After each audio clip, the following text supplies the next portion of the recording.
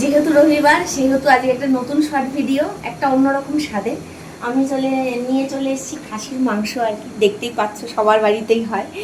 তো এটা আমি আজকে রান্না করে তোমাদেরকে দেখাবো যে আমি কিভাবে রান্না করি। তো ফার্স্টে এর মধ্যে আমি লবণ দিয়ে দিয়েছি, আর একটু অল্প পরিমাণে আমি হলুদ দিচ্ছি,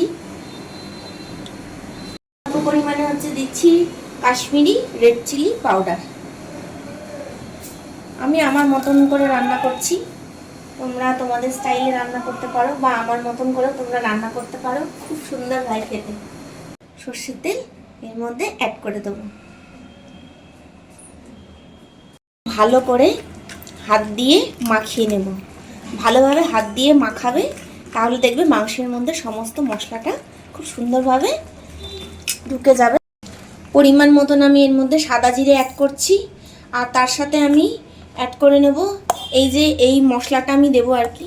লঙ্কা আছে এখানে দেখতেই পাচ্ছ, শুকনো লঙ্কা কাঁচা লঙ্কা মিলিয়ে, আদা আছে, রসুন আছে, আর এখানে আছে টমেটো। পুরোটাই আমি এর মধ্যে অ্যাড করে দেবো। এরপর আমি অ্যাড করব সামান্য পরিমাণে একটু পেঁয়াজ, ব্যাস। আর আমি এর মধ্যে আর কিছু অ্যাড করব না, একটু জল দেব, জল দিয়ে এটার একটা ঠিক পেস্ট বানিয়ে নেব। কড়াইয়ের মধ্যে ফার্স্ট আমি সর্ষের তেল দিয়ে দিলাম, আলুটা এর মধ্যে দিয়ে দিচ্ছি। আলুগুলো ভালো করে লাল লাল করে ভাজা হবে। এর মধ্যে আমি অ্যাড করব অল্প একটু লবণ আর অল্প একটু হলুদ।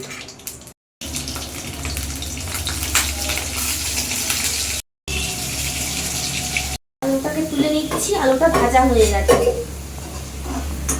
সুন্দর করে লাল করে ভেজে নিয়েছি। দেখতেই পাচ্ছ এখানে আছে এলাচ, লবঙ্গ আর দারচিনি। এরপর আমি এর মধ্যে অ্যাড করে দেবো কুচনো পেঁয়াজ। হয়ে গেছে, এবার আমি যে পেস্টটা রেডি করে রেখেছিলাম সেটা আমি এর মধ্যে অ্যাড করে দিলাম। মশলাটা আমি ভালো করে কষিয়ে নেব, যতক্ষণ না এর মধ্যে থেকে তেল ছাড়বে ততক্ষণ ভালোভাবে মশলাটাকে কষাতে হবে। মশলাটা দেখতেই পাচ্ছ অর্ধেকটা কষানো হয়ে গেছে। এর মধ্যে আমি এবার মাংসটা অ্যাড করব, দিয়ে আরও ভালো করে কষাবো। ভালো মতন কষানো হয়ে গেছে, দেখতে পাচ্ছ এখানে তেল ছাড়া অলরেডি শুরু করে দিয়েছে।